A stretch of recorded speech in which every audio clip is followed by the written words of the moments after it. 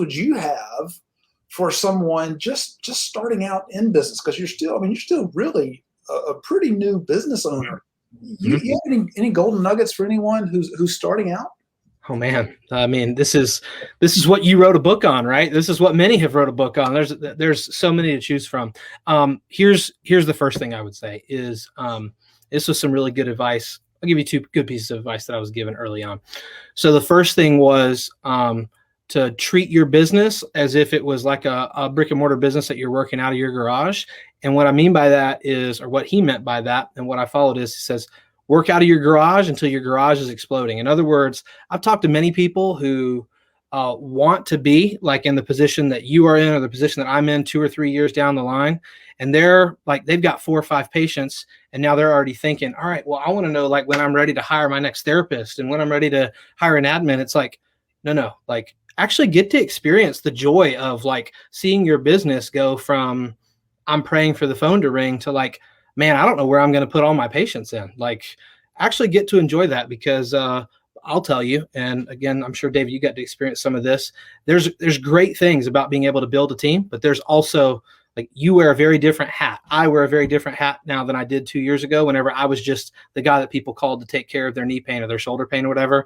And so enjoy that process. There's nothing wrong with just being a therapist with a full schedule. Don't feel like you have to try to turn it into some, Forbes 500 business kind of thing just off the bat. Sometimes you got to just let it grow organically to the point where it's just busting at the seams, and you got to do something about it.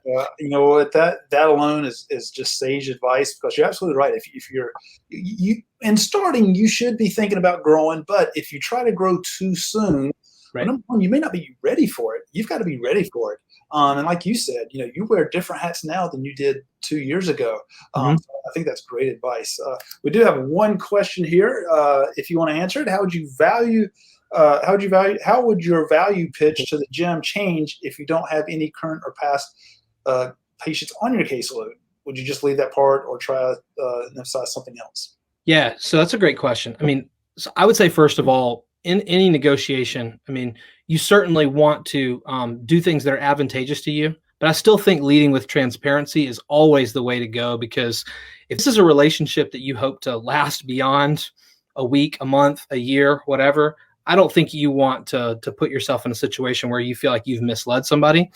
At the same time, though, I mean, I think you just got to find somebody that sees the vision for what you're trying to create at that point then, right? It doesn't have to be hey, here's our list of 50 current clients that we're going to bring in the door on Monday.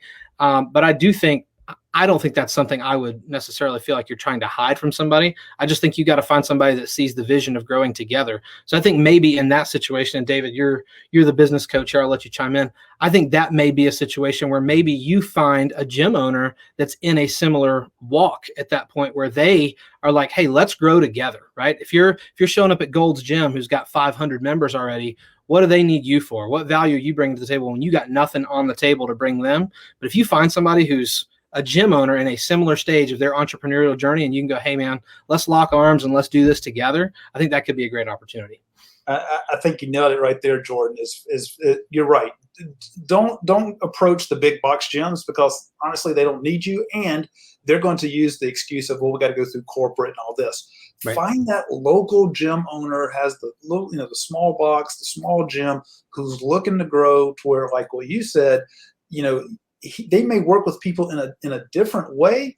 The right. mission is the same, and man, you can go farther, faster with a team, and maybe that's somebody that you team up with. So great advice there. I appreciate it. 100%. And for Jeff, who asked that question, thank you so much for asking the question. So, hey Jordan, if anybody wants to reach out to you directly and just brain a little bit more, what is the best way for them to reach out to you? Yeah, I mean, email, honestly.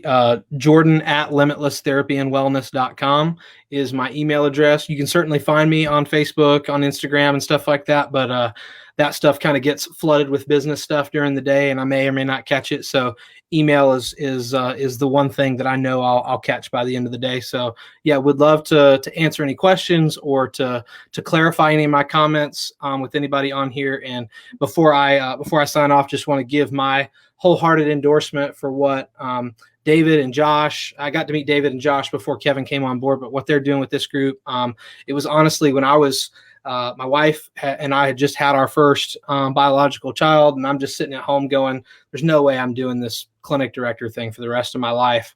And I happened to find this Facebook group, and it was actually one of the things that kind of launched the idea. And then coincidentally, I had an old patient at the time that texted me, and maybe like a week after I found this group, said, "Hey, will you come treat me at my house?" And that's kind of how all this started. But yeah, my wholehearted ringing endorsement for the movement that they are creating within our profession and kind of the healthcare system in general. I'm all for it. So thank you guys.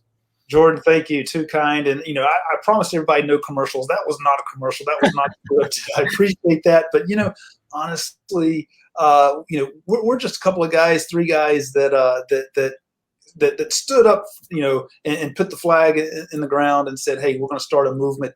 It's people like you who are making the movement happen and who are really changing healthcare. So, hats off to you and to all the other uncaged clinicians out there and people aspiring to be uncaged.